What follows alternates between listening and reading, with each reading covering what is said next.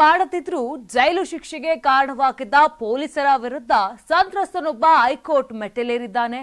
ಬರೋಬ್ಬರಿ 5 ಕೋಟಿ ಪರಿಹಾರ ನೀಡುವಂತೆ ಬೇಡಿಕೆ ಕೂಡ ಇಟ್ಟಿದ್ದಾನೆ. ಕಳೆದ 2021ರಲ್ಲಿ ಕುಶಾಲನಗರ ತಾಲೂಕಿನ ಬಸವನಹಳ್ಳಿ ನಿವಾಸಿ ಕುರುಬರ ಸುರೇಶ್ ಪತ್ನಿ ಕಾಣೆಯಾಗಿದ್ರು. ಬಳಿಕ ಸ್ಥಳೀಯ ಪೊಲೀಸ್ ಠಾಣೆಗೆ ಸುರೇಶ್ ದೂರು ಕೊಟ್ಟಿದ್ರು. ಬಳಿಕ 2022ರಲ್ಲಿ ಮೈಸೂರು ಜಿಲ್ಲೆಯ ಬೆಟ್ಟದಪುರ ಠಾಣಾ ವ್ಯಾಪ್ತಿಯಲ್ಲಿ ಅಸ್ಥಿ ಪಂಜರವೊಂದು ಪತ್ತೆಯಾಗಿತ್ತು. ಮಲ್ಲಿಗೆ ಶವ ಅಂತ ಅನುಮಾನಗೊಂಡಂತ ಪೊಲೀಸರು ಡಿಎನ್ಎ ಟೆಸ್ಟ್ಗಾಗಿ ಕಳಿಸಿದ್ರು.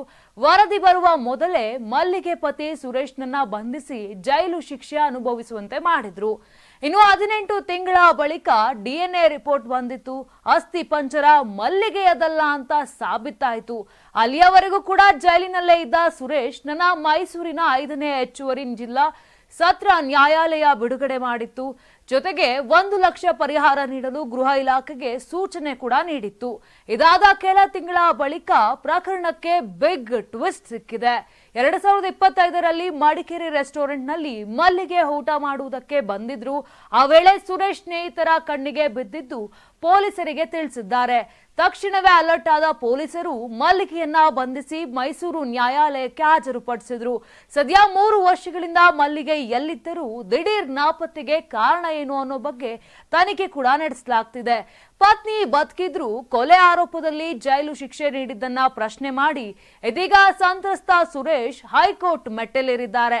ಅಕ್ರಮವಾಗಿ ಬಂಧನ ಮಾಡಿದ್ದಕ್ಕಾಗಿ 5 ಕೋಟಿ ಪರಿಹಾರ ನೀಡಬೇಕು ಮತ್ತು ಪೊಲೀಸ್ ಅಧಿಕಾರಿಗಳ ವಿರುದ್ಧ ಕ್ರಿಮಿನಲ್ ಕ್ರಮಕ್ಕೆ ಒತ್ತಾಯವನ್ನ ಕೂಡ ಮಾಡಿದ್ದಾರೆ. ಇನ್ನು ಸಾಕ್ಷಿಗಳನ್ನ ತಿರುಚಿದ್ದು ತಮ್ಮ ಸ್ಥಾನ ದುರುಪಯೋಗ ಪಡಿಸಿಕೊಂಡಿದ್ದಾರೆ. ಸರಿಯಾದ ತನಿಖೆಯನ್ನ ನಡೆಸದೆ ಅಕ್ರಮವಾಗಿ ನನ್ನನ್ನ ಬಂಧಿಸಿದ್ರು ಅಂತ ಆರೋಪ ಕೂಡ ಮಾಡಿದ್ದಾರೆ.